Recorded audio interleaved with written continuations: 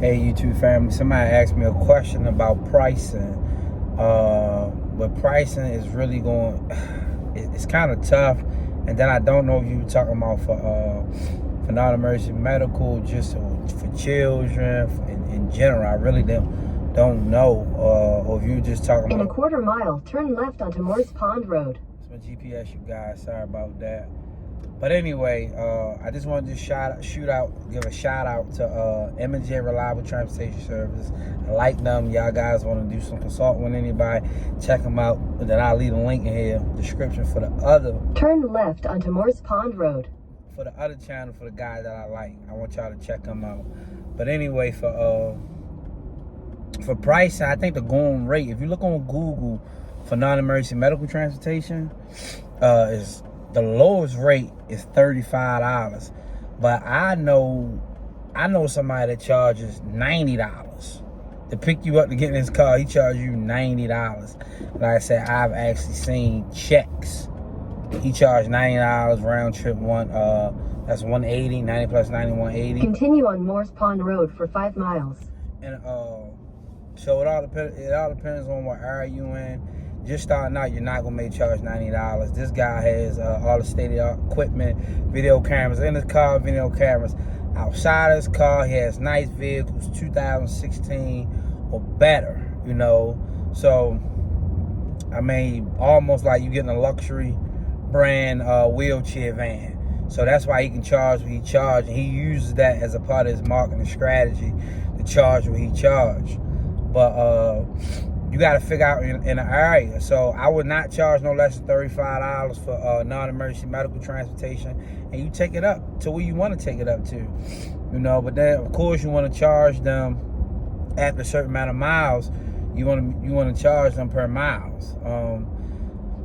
So I would start there, look in your area, check it out, 35, call them around, see what everybody else charging. Now, if you're talking about just regular transportation, like a taxi service from that perspective, then you probably need to call around in the area, some other transportation companies, just see what they charge you, and try to hang around there where they at. You don't want to go too low because you don't want to mess up, you know, the market price in your area. But I mean, you could take it down a little lower, but don't go too crazy with it. I'm not a big fan of coming in charging, going 20% under the market going rates. I mean, that's crazy to me to do that. But I understand it's okay that if you want to charge a little cheaper in the beginning to up your rates, that's fine. But don't go too crazy. Go with the standard rates in the area, right?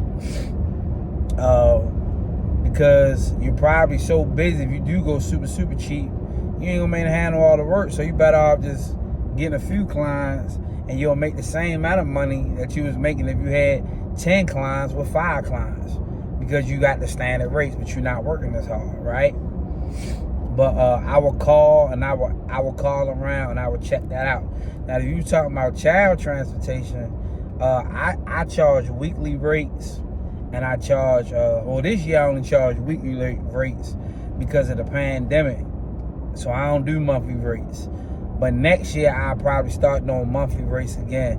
Only thing about monthly, I used to give a little discount. So I was already doing the weekly rates. So I'll probably just stick with doing weekly because I don't want to get nobody no discount.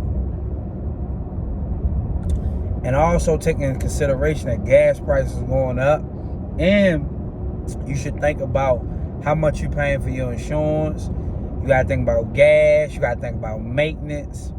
You got to come up with a number and calculate all that in, because a lot of times we don't even think about maintenance, tires, oil change, alternators, something go up on the car, right?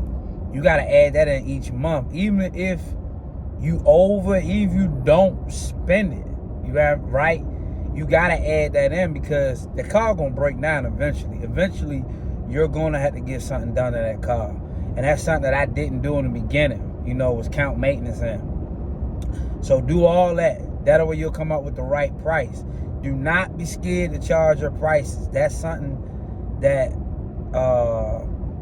that was a fear for so long. And that's for whatever business. And they still try to visit me at times with pressure washing and stuff like that. But when you get to a place and you understand your worth and what you do, and that's why I always say have multiple streams of income, because that should give you even more confidence. You're not pressed for the work when you have multiple streams of income. If they don't want to pay you your rates, keep it moving on them. You will find somebody to pay you your rates. I'm telling y'all, I'm learning that out. I used to charge cheaper with pressure washing, right? But I took my rates up. I did my numbers and everything. Like right now, what I want to make per hour, I need to make about $75 per hour, right? So that's what I charge my house washers on, $75 per hour right now. So that's a minimum. I know I'm not going a minimum of $150 a wash, right? Because you're going to say 2 hours for a house wash, even though you're probably not going to be there 2 hours. So I'm sticking to that. If I'm going to be there, if I feel like it's a certain size house, I'm going to add another hour on there. Add a driveway in there, I'm going to add another hour on there. To me, it just worked out better for me to charge by the hour. Some people charge by the square footage, but my point is saying stick to your prices. And I had to get through that mentally, because I got people calling me off Google. If you got people calling from Google, they checking out prices they willing to pay. But when you got like flat rate signs out there and stuff like that, people only trying to pay that amount. But when you dealing with Google, you can even charge more, because they're willing to pay. They're looking for a service, and they're willing to pay, and they're ready to get an estimate. So by all means, if somebody call you from somewhere they got your number, they're looking to pay for a service. Do not be afraid to charge what you charge, because we in business to make money. Learn from my mistakes, you guys. Learn from my mistakes. I'm gonna cut this video short. I'm gonna make another video. Y'all know I really don't like making them over like 7 minutes, but I want to keep talking about this. So I'll make another video and I'll post it in about another hour. Y'all be blessed.